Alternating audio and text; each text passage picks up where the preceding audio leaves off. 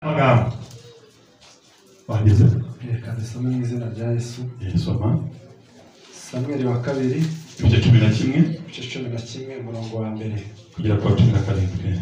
kadusome mu izina rya Yesu. Haravuze ngo nuko umwaka utashe mu gihe abami batabariraga, Dawidi atuma Yowabu n'abagaragu be n'Abisiraheli bose barimbura Abamoni kandi bagota n'Iraba. Ariko Dawidi we yisigariye i Yerusalemu. Bukeye nimugoroba Dawidi yibambuye ku gisasiro cye, aza agendagenda hejuru y'inzu y'umwami, maze ahagaze hejuru aho abona umugore wiyuhagira. Yari umugore mwiza w'ikibenguko w'ikibengukiro. Dawidi amubonye atuma kubaririza uwo mugore uwo ari we.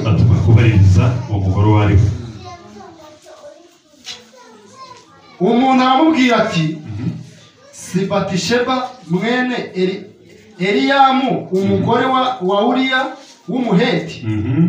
Nuko Dawidi yohereza intumwa ziramuzana, aza iwe. Bararyamana kuko yari yitunganije akiza imyanda, maze asubira iwe. Bukeye arasama, atuma kuri Dawidi ati ndatwite. Hanyuma Dawidi atuma kuri Yowabu ati nyoherereza Uriya w'umuheti. Nuko Yowabu yoherereza Uriya kuri Dawidi. Uriya ageze kwa Dawidi, Dawidi amubaza uko Yowabu n'ingabo bameze, amubaza n'amakuru yo mu ntambara. Maze Dawidi aramubwira ati manuka ujye iwawe woga ibirenge. Nuko Uriya ava ibwami, maze bamukurikiza igaburo rivuye ku mwami. Ariko Uriya yiraranira n'abagaragu ba shebuja bose,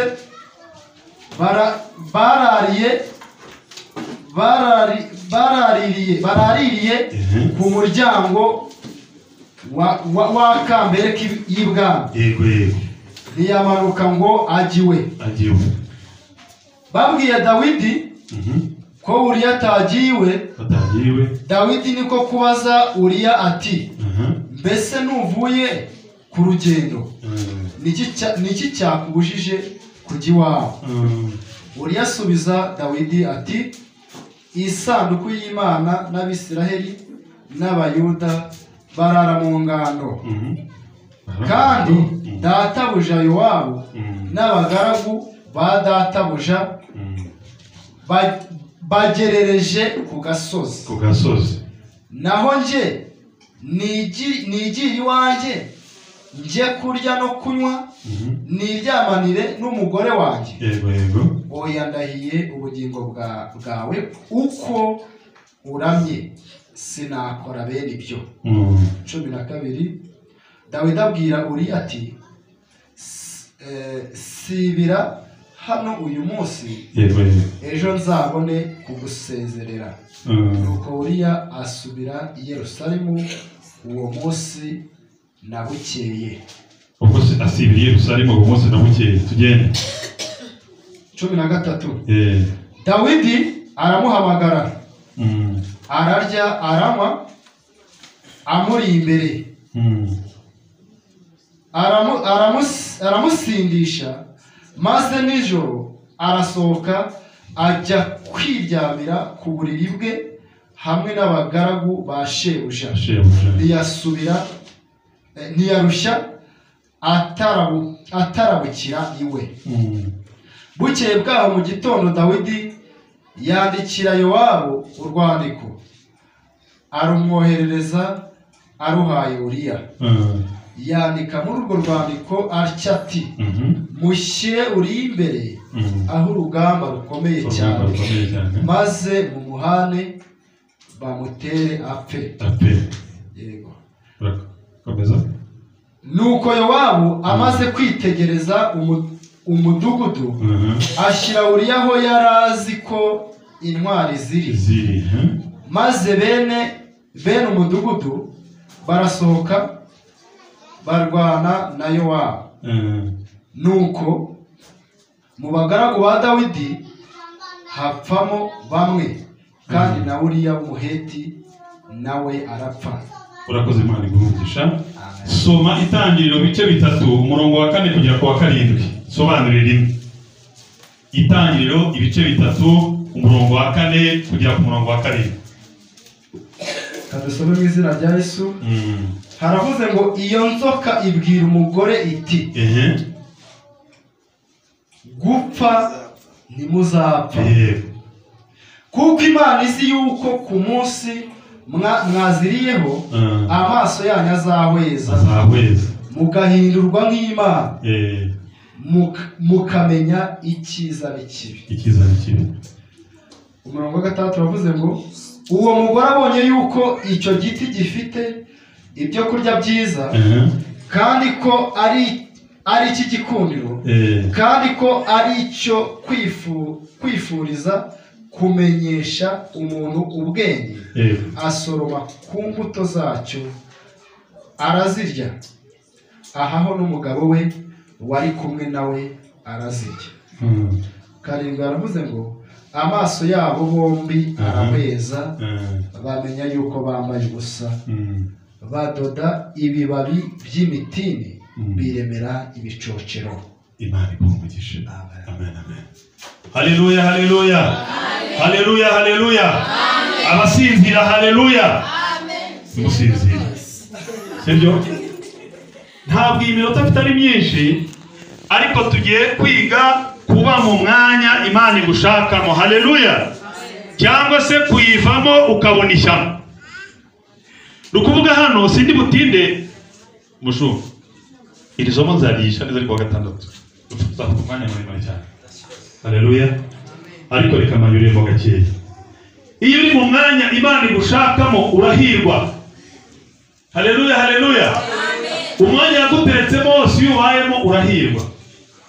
Iyo uvuyemo ugira ibyago bikomeye cyane, kandi ntabwo ubigira wenyine, ushobora kubiteza n'umuryango wawe, ndetse no kwitorera ushobora kubiteza n'itorero. Ariko turiga kuba mu mwanya Imana idushakamo, kuko ubuzererezi buzana amahano. Aha ngaha dusanze Dawidi yajyaga agira umwanya we. Haleluya. Dawidi yagira umwanya we ku rugerero, ku rugamba yagira umwanya we. Yesu ashimwe cyane. Dawidi akagira ahantu agomba guhagarara kuri uwo mwanya w'urugamba, kugira ngo urugamba rugende uko yarusabye Imana ye. Haleluya. Ndetse Imana yabona bihagazemo neza, urugamba akarurangiza ingabo zidapfuye cyangwa zitarushye. Ariko akora ikosa rikomeye, kandi Imana aramukundaga nawe iragukunda nyirankunda, ariko uteshutse gato wahura n'ibyaha. Icyo nashatse kuvuga aha ngaha, mu Kristo bwawe hagaramo neza. Haleluya. Mu mwanya ufite wose hagarara umwanya wawe neza, uwubemo amahoro. Ateshutse gato abandi bagiye ku rugerero yisigarira Yerusalemu. Iyo uvuye mu mwanya wawe uhagarara utagomba guhagarara, ureba ibitarebwa, wumva ibitumvwa, ujya utagakwiriye kujya. Ndetse iyo birenze aho ngaho bizamo n'ubuhemu, bikazamo kwica. Ndetse iyo umaze kubona ukozwe n'isoni, iyo umaze kubona ko bikomeye, utangira kurema ibicocero. Kandi ntumenye kurema ibicocero imbere y'Imana yakuremye. Ariko iyo ugushyize mu mwanya ukawuhagararamo neza, uko waba umeze kose izakugirira neza. Haleluya. Kandi Imana ntabwo Imana igira amarangamutima nk'ay'umwana w'umuntu. Bivuge ngo wenda Dawidi yakoze neza, ureka akora icyaha kubera ko nzi ko hari byinshi yagize byiza. Ariko Imana ibishaka, iyo ukoze icyaha uracyishyura. Dawidi yaracyishyuye kugeza ubwo n'umwana babyaye yapfuye, ndetse kugeza n'abana bagiye bavuka nyuma, uwo muvumo wagiye ukurikirana abana be. Imana ituborere cyane. Urabizi kuri Amunoni, urubyaro rwa Dawidi. Ariko hano turiga ijambo ritubwira ngo guma mu mwanya wa Imana igushakamo, hagarara mu mwanya wawe, kuko nuwuvamo urakorwa n'isoni. Amaze kubikora atangira kohereza gutumiza umugabo wa mugore ahageze. Ibaze namwe mbaho urugero rumwe, ibaze kugira ngo generali niko mbyita cyangwa se umwami atume kumusikara muto ngo mumubwire ngo ndamushaka. Ntabwo ibyo nabo biraba, ntawe umwami yahurira n'umusikara muto we. Wenda yagutumyeho, wenda yatuma kumusikara wenda ufite amapeti arenzeho gatoya, ariko ngo umwami atume umusikara mutoya, nicyo bita kwireba, nicyo bita ikizira yakoze. Amutumaho ngo aramushaka. Icyo gihe n'abasirikare bandi bakuru bibaje ukuntu atumyeho umusirikare muto ngo naze ibwami, umwami aramushaka, bayoboye icyabaye. Naho nta mahano yakoreye umugore w'umusirikare muto, kwemera ibicocero kubera ko umwanya Imana ushakamo. Iyo uvuye umwanya Imana ushakamo uraseba. Hanyuma amaze kumutumaho asanga uwatumyeho ni intwari ku rugamba. Haleluya! Ni wa muntu uziriza.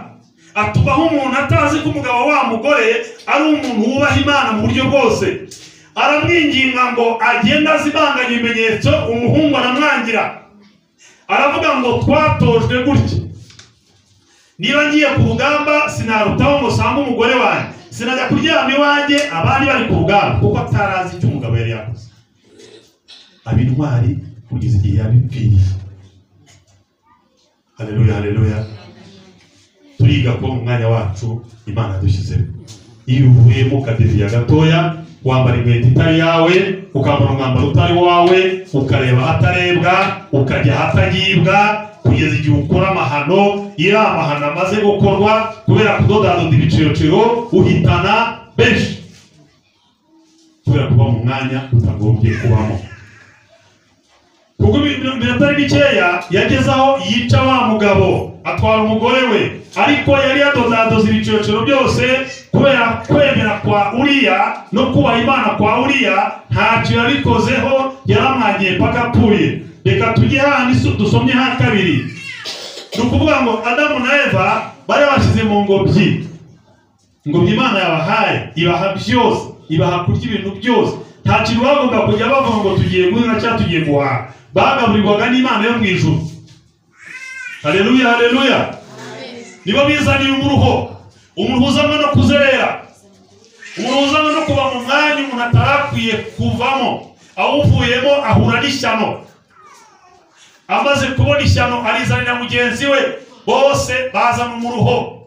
Ariko ni ukuvuga ngo Eva yatirimutse akanya gato gusa, intambwe imwe akiva ku mugabo we. Akanya gato gusa, intambwe imwe ahura n'inzoka. Inzoka yahoraga irekeje mbere ko umuntu ava mu mwanya we. Haleluya, haleluya. Ihora itungana mbere wowe amakosa yawe cyangwa se intege nke zawe izo Satani afatira. Ahora atungana, ari umugore areba intege nke ze, ari umugabo areba intege nke ze, abakobwa nuko, abasore nuko. Satani ntabwo akurebera ikindi kintu udafite, ahubwo afatira ku cyo wowe mu ntege nke ufite. Icyo asanze uhengamiyeho nicyo akujyaniraho. Yafatiye Eva mu kuzerera, kudahazwa n'ibiraho mu rugo bamuhaye, atangira gukebaguza ashaka ibindi biraho hafi. Ariko umugabo ntiyarazi aho umugore yerekeye. Yumvaga azi ko akebutsa amubona agira ngo ari aho ngaho, naho we yateye intambwe imwe ahura na Satani, ahura n'inzoka. Nanone urumva ko bamaze kubona ko bakoze amahano, bakoze icyaha, barenze kushingana Imana yabahaye, ngo bagiye kumenya ubwenge, naho bagiye kumenya amayeri. Ntabwo bamenye ubwenge n'amayeri. Iyi si yuzuye amayeri gusa. Iyo abantu bita ubwenge n'amayeri yuzuye yo hanze. Ibyo menya gutandukanya ubwenge n'ubumenyi. Ubu buzuye ubumenyi hano hanze, siyansi na tekinoloji, ariko si bwo bwenge. Buriya ni ubumenyi, ni amayeri yo kuba mu isi, ni amayeri yo kubana n'isi. Bamaze kwamburwa ubwenge, babonye amayeri, babona ko bambaye ubusa, kandi we ntabwo umuntu yabonaho yambaye. Barangije bajya kudoda ibicocero. Yesu ashimwe cyane kandi ababarire. Haleluya, haleluya. abanyumvise haleluya, abakiriye message haleluya. Rinda ubuzima bwawe, rinda ubugingo bwawe. Nukuvuga ngo ushobora gukora ikosa rito cyane rikakubera icyago gikomeye cyane, kubera ibyo Satani yazanye biryohereye, bisize umunyu, bishashagirana. Hano hanze aha ntabwo Satani yaca mu bintu bibi mu buzima bwe. Satani aca mu bintu byiza, akwereka uruhande rwiza rubonerana. Haleluya, haleluya. Aca mu biryohereye, aca mu tuntu twiza, akwereka uruhande rubi wamuhunga, ariko akwereka uruhande rwiza, utuyoga twiza, udukoko twiza, udufi twiza, nta twose twari twiza, nta kintu cyo kwa Satani cyo kiri. Kandi ibonye namwe hari umuntu wambona inda y'uburanga bubi, inda idafite uburanga ariyo mwabonye, nta nda idafite uburanga. Hari inda y'amarimo nta hanze nyinshi, umubare mwinshi tubwe si bose ntibize, bavuga Igifaransa, bavuga Icyongereza, bavuga n'ibindi tutazi, ariko Satani akamutwara kubera ko abagira ngo kere twiza, afata twiza akatukwereka, arisha abagabo abandi hanze aha ngaha bagati ngo bakareka ngo utuntu twiza, kandi ni twiza inyuma ariko imbere twarabuze, nta buzima, ntabwo ari bazima, ni bazima inyuma ariko imbere ni imishire.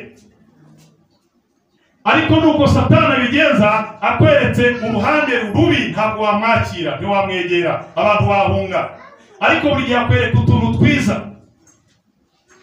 Haleluya, haleluya. Ni message nabaha. Haleluya. Zarisha ku buryo burambuye twitoze turi vimuzi. Ariko icyo gihe nta kindi Dawidi yazize kuguma i Yerusalemu, ataye umwanya we yabagamo, ku rugamba agira mu mwanya we yagira cyo gusa. Haleluya, haleluya. Yagira cyo urugamba rugatsindwa, umwanzi akiruka, ariko umwanya we yabuze. Ibaza bapanye na Uriya ukuntu bangana, hapfuye abantu benshi cyane, kandi Uriya yasanze n'abandi bapfuye umwe, kandi Uriya yagiye kugenda abandi bapfuye. Umunsi w'umutuku ngo aze mu rugo amuha inzoga ngo aryamiwe, hapfaga abandi kubera kubura umwanya wa Dawidi. Nakubwiye ngo nubwo Imana idukunda, ariko ukoze agakosa gato uzakishyura. Nubwo umuntu atakwishyura ibyaha yakoze, ntabwo wayimenya ntiyakubwira, ariko ubwo uzamubaze yahuye nabyo. Ikiro cyo kubaha Imana kingana n'imigisha, bigenda bingana. Ikiro cyo kutubaha Imana kingana n'ibyago nabyo uzahura nabyo, ni bimwe buryo bigenda bingana. Nubwo atabivuga, nubwo adapfa, ariko arabyishyura. Haleluya, haleluya. So kubatera ubwoba, Imana igenda yandika buri kantu kose, uko zikose igenda yandika. Haleluya, haleluya. Ari ikiba ari ikizi igenda byandika, ariko byose ubisanga imbere. Dawidi abigenza atyo, arinda ahita umusirikare w'abandi amuziza kurema ibicoco. Eva nawe arinda ahereza uburozi umugabo we, agira ngo ahishahishe adodadode ibicoco, ariko byanga n'ubundi amwambitse ubusa nawe bakozwe n'isoni.